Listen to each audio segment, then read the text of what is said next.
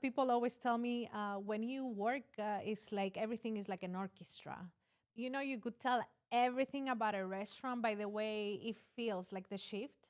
So sometimes you'll be in a shift and it's very tense, it's unorganized, it's a little bit sloppy.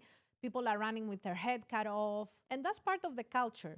I like people always tell me when you work, it's like everything is like an orchestra because you don't see people walking around crazy. Everybody knows what they're doing.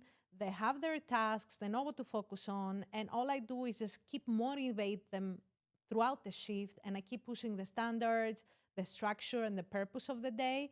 They know what to do. You just got to keep them motivated and just make sure that everybody knows how to play their violin, their guitar, whatever they're responsible for. And make sure you train your leaders like that. If all the leaders have the same mentality that we're there to motivate, then we could do the corrections before the shift or after the shift. But during the shift, we need to just follow the systems, motivate, and coach.